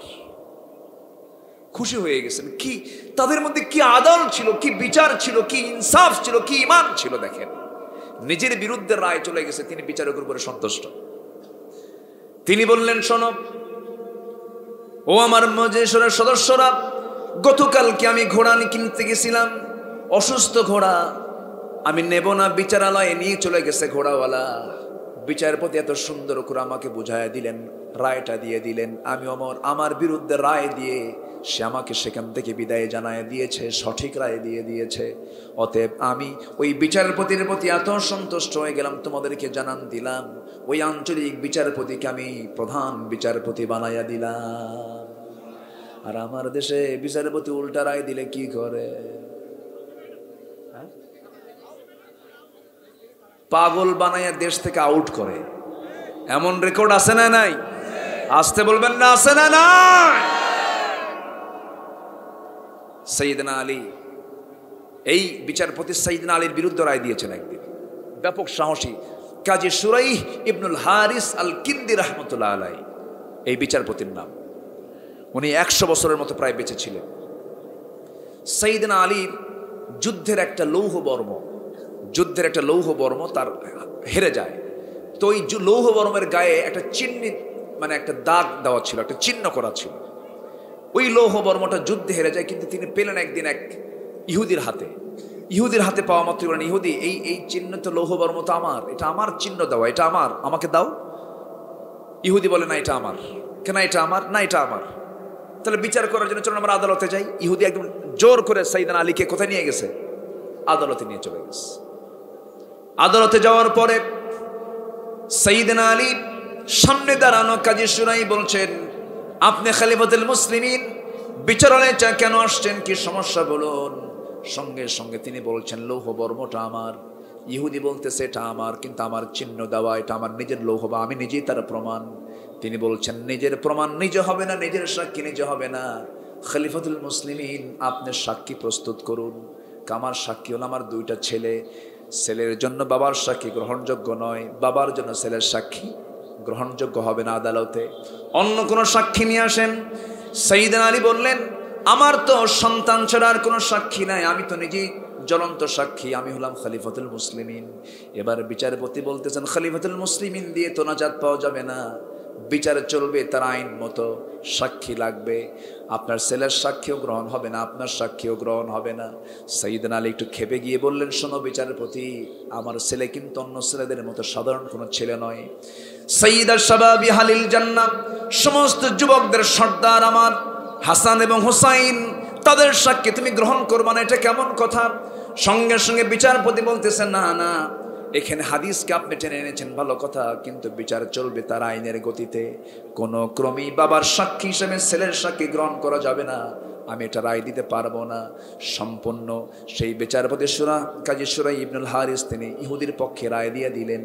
সাইয়েদনা আলী চুল পরিমাণ কোনো আওয়াজ করলেন না, কোনো টুর শব্দ উচ্চারণ করলেন না। আদলকে তিনি প্রাধান্য দিলেন, বিচারকে তিনি প্রাধান্য দিলেন। শুধু সাক্ষীর অভাবে ইহুদির পক্ষে রায় চলে গেছে। সাইয়েদনা আলী মাথা নিচু করে সেই জায়গা থেকে কোনো কথাবার্তা না বলে বের হয়ে আসতেছে। ইহুদির চোখে পানি টলমল করে। ইহুদি বলতেছে, আহারে, ইসলাম কত সুন্দর শ্রেষ্ঠ ধর্মের নাম, আমি একজন সাধারণ ইহুদি, আমার বিরুদ্ধে রায় দিয়ে দেয়, কিন্তু খলিফাতুল মুসলিমিন একটা টুর শব্দ উচ্চারণ করে না। যেরকম সুবহানাল্লাহ, এটাই হলো আদালত কায়েম। এটা কি কায়েম বলেন? আদালত কায়েম। আমার বন্ধুগণ, এক নম্বর হলো আদালত, নাম্বার 2 হলো ইহসান। ইহসান যদি না থাকে, আল্লাহ তাআলা আমার প্রতি ইহসান করেছেন, আমার ইহসান থাকতে হবে। নাম্বার 3 হলো ইতা ইদিল কুরবা, তোমার নিকটবর্তী যারা আত্মীয় স্বজন আছে, প্রতিবেশী আছে, তাদের হক তোমরা আদায় করবে। প্রতিবেশী আগে না দূরের আত্মীয় আগে? বলেন বলেন বলেন বলেন বলেন। বিয়ের অনুষ্ঠানে ম্যাক্সিমাম লক্ষ্য করা যায়, বিয়ের অনুষ্ঠানে প্রতিবেশী দাওয়াত পায় না, কিন্তু আমেরিকার আত্মীয় দাওয়াত পায়। আমেরিকা থেকে আসে, কিন্তু প্রতিবেশী দাওয়াত পায় না। আল্লাহ বলতেছে, ইতা ইদিল কুরবা, নিকটবর্তী আত্মীয়ের হক আদায় করো। আপনি মরে যাবেন, মরার পর কিন্তু কবর খনন করার জন্য কোন ধনী লোক, ধনী আত্মীয় আপনার কবর খনন করতে আসবে না, আপনার ঘরের পাশের মানুষ আপনার কবর খনন করতে যাবে। ওয়া ইতা ইদিল কুরবা, নিকটবর্তী যারা আছে তাদের হক তোমরা আদায় করো। একটু পেঁচ লাগলেই প্রতিবেশীর ঘরটা একটু তার ঘরের পিছনে, রাস্তা নাই, রাস্তাটা তার রাস্তা, রাস্তার সামনে যার বাড়ি তারই রাস্তা, তার রাস্তা দিয়ে মাঝে মাঝে আসে, গন্ডগোল লাগছে, একদম রাস্তার ঠিক মাঝখানে খোটা। খোটা মারা লোক তো চৌগাছায় নাই। আল্লাহ বলতেছে, খোটা মারবি, আমি তোর কবরেও খোটা মারব। কবরে খোটা মারবেন কে? কবরে খোটা মারার জন্য রেডি রাখছেন কে? আল্লাহ তাআলা। আপনি যে রাস্তায় যে খোটা মারলেন, আপনার রাস্তা, আপনার দলিল ঠিক আছে, কিন্তু জমিনটা মূলত কার? কার জমিন? আর আপনি হাঁটতে দিচ্ছেন না কার বান্দাকে? কার বান্দাকে হাঁটতে দিচ্ছেন না? আল্লাহর জমিনে আপনি খোটা গাড়লেন, আর আল্লাহর বান্দাকে আপনি হাঁটতে দিচ্ছেন। আপনি জালিম, আপনি আদালত ভঙ্গ করেছেন। কথা বোঝা যায়? এই সমস্ত কথাগুলো মনে হয় বলার দরকার নাই। অন্তত আজকে যদি মাহফিলের চেয়ারম্যানরা থাকতেন, এমপি মহোদয়রা থাকতেন, তারা খুশি হতেন, ভালো করে কন, তাহলে আমার এইদিকে আর বিচার টিচার করা লাগবে না। কই? আলহামদুলিল্লাহ, মাশাআল্লাহ। জি, বসেন। বিচার হয় না এগুলো নিয়ে বসেন না? রাস্তাঘাট নিয়ে বসা লাগে না? হ্যাঁ, লাগে লাগে। দেখেন, প্রায় আমরা সতর্ক থাকবো, জোরে বলি ইনশাআল্লাহ। তাহলে কয়টা আদেশ বলেন? কয়টা আদেশ? 1 নম্বর হলো আদালত, ন্যায়পরায়ণতা। ব্যক্তি জীবনে, সমাজ জীবনে, পরিবার জীবনে, রাষ্ট্রীয় জীবনে, সব জীবনে আদালত দরকার আছে না নাই? আইন সবার জন্য, আইন সবার জন্য। তার আখিরাতকে কি ভয় পেয়েছেন? সাইয়েদনা ওমর ফারুকের আরেকটা কথা মনে পড়লো আমার। উনি রাষ্ট্রের কিছু মধু পেয়েছেন। মধুর, আজকে মধু দিয়ে শুরু করছি তো, মৌমাছি দিয়ে শুরু করছি। মধু এনেছেন রাষ্ট্র থেকে, তিনি মধু পেয়েছেন। সে মধু 5 জনের জন্য বরাদ্দ, ওনার এবং ওনার প্রতিবেশী আরো 4 জন। কয়জন? 5 জন। তো মধুভাগের দায়িত্ব তিনি মধুটা নিজে নিয়ে এসে বউকে বলেন, বউ, মধুটা তুমি ভাগ করো, সমান ভাগে ভাগ করে আমাদের জন্য 1 ভাগ রেখে বাকি 4 ভাগ প্রতিবেশীকে দিয়ে দাও। বইয়ের হাতে মধুর বোতল দিয়ে আবার পরক্ষণে বলতেছেন, না তুমি আমার হাতে দিয়ে দাও। উনি ভাগ করতে দিলেন না। আচ্ছা বলেন তো, এই আচরণ যদি কোনো স্বামী বইয়ের সঙ্গে করে, কি স্বাভাবিক না অস্বাভাবিক? আস্তে আস্তে কয়, স্বাভাবিক না অস্বাভাবিক? এই বইয়ের সঙ্গে লাগে না মারামারি? লাগে না? একটু আস্তে লাগে কি না? আমারও লাগে তো ভাই, একটু জোরে কর, লাগে কি না? লাগতে হবে, লাগা দরকার। আচ্ছা, চেয়ারম্যান বড় না চেয়ারম্যানের বউ বড়? কিছু কয় না। হ্যাঁ, বউ কিন্তু কম না। আপনি যত বড় হুজুর হন, বউয়ের কাছে হুজুরগিরি চলে না। তুমি কত বড় হুজুর আমার জানা আছে, আসে বসো। কথা বলছেন। সাইয়েদনা ওমর ফারুক যখন বোতলটা নিছেন, বউটা মন খারাপ। ওমরে ফারুক রাদিয়াল্লাহু তাআলা আনহু মধুর বোতলটা আমানত মনে করলেন। আমানত মনে করি প্রতিবেশীর হাতে দিয়ে এসে বললেন, প্রতিবেশী শোনো, এখানে 5 জনের ঘরের 5 জন ঘরের 5টা ঘরের মধু আছে, সমান 5টা ভাগে ভাগ করবা। একটা ঘর হলো আমার ঘর, আমাকে একটা অংশ দিয়ে আসবে। বাকি 4টা অংশ তুমি একটা নিয়ে বাকি 3টা সবাইকে দিয়ে দেবে। সমান করে আদালত কায়েম করবে, যেন কম বেশি না হয়। সঙ্গে সঙ্গে এই ভাগ যখন হয়ে গেছে, ওমরে ফারুকের অংশে যে মধুটা আসছে সেই মধু নিয়ে এসে বউয়ের সামনে এসে বলছে, বউ আমার সরি। কি আসতে কয়, আরো জোরে কোন কি? যে স্বামী বউয়ের সামনে সরি বলবে, যে বউটা স্বামীর সামনে সরি বলবে, কোনোদিন তালাক শব্দ আসবে না। কি কথা বোঝা গেল? কিছু কিছু স্বামী বউ আছে, ওরে বাপরে বাপ, একজন মানে উত্তর মেরু আর একজন দক্ষিণ মেরু, আছে না? নাই, আছে। সরি শব্দ বলা উচিত। সাইয়েদনা ওমর ফারুক মুস্কি একটা হাসি মারলেন। কি কড়া মানুষ! তিনিও বউকে দেখে মাঝে মাঝে ভয় পেতেন, কারণ বউ হলো হেড অফিস, কারণ তিনি রাষ্ট্র চালান, বউটা পরিবার চালায়। আস্তে করে সে বলছেন, সরি আমার স্ত্রী, আমি দুঃখিত, মন খারাপ করো না, আমি তো রাষ্ট্র চালাই, তুমি আমার পরিবার চালাও। তুমি যদি আমার পরিবার থুয়ে দৌড় মারো, আমার রাষ্ট্র চালান কঠিন হয়ে যাবে। আমার বড্ড উপকার তুমি করো। আমার বউ শোন, আল্লাহর কসম করে বলি, আমি তোমার প্রতি সন্দেহ করি নাই, আমি তোমাকে বিশ্বাস করি, আমি তোমাকে ভাবি নাই যে তুমি ওজনে কম বেশি করবা। কিন্তু এই যে মধু দেখতে পাচ্ছ, মধুটা হলো তরল জিনিস। এই মধু ভাগ করতে গিয়া একটু কম বেশি হতে পারে, কম বেশি যদি নাও হয়। মধু হলো তরল জিনিস, পানির মতো জিনিস। তুমি যখন হাত দিয়ে যখন ভাগ করতে নেবে, 2 ফোঁটা 3 ফোঁটা কিছু মধু তোমার হাতে লেগে যাবে। এই 2-3 ফোঁটা মধু আমাদের অংশে বেশি চলে আসুক চাই নাই মনে করে মধুভাগের দায়িত্ব দিয়েছি প্রতিবেশীর ঘাড়ে। সুবহানাল্লাহ। এটার নাম আদালত। এটার নাম কি বলে? আদালত। আমরা এই 3টা কাজকে ঠিক রাখবো। আল্লাহ বলছেন এই 3টা কাজ তুই ঠিক রাখবি। আমার ওয়াজ এটাই। আল্লাহ পাক এখানে ওয়াজ করছেন, ইয়াইদুকুম লাআল্লাকুম তাযাক্কারুন। ওয়ায়ানহা, এবং নিষেধ করেছেন আনিল ফাহশা, খারাপ কাজ করবা না। মাহফিল কমিটির লোক কখনো যাত্রা কমিটিতে যেতে পারবা না। নামাজি মানুষ কখনো মদের কারবারে যেতে পারবা না। রোজা যারা রাখবা তারা কখনো সিনেমা হল উদ্বোধন করতে পারবা না। হারাম কাজে যাবা না, ফাহশা জঘন্য কাজগুলো যাবে না, মুনকার নিন্দনীয় কাজে যাবা না। অল মুনকার আল বাগি, বাড়াবাড়ি করবে না। এই সমস্ত 3টা কাজ বাদ দিয়ে দিবা। আল্লাহ বলছেন ইয়াইদুকুম লাআল্লাকুম তাযাক্কারুন। আশা করা যায় তোমরা এগুলো স্মরণ রাখবে। এই আয়াত যদি কোনো বান্দা ফলো করে, তার জন্য আল্লাহর জান্নাত তার জন্য খোলা থাকবে। যেরকম সুবহানাল্লাহ।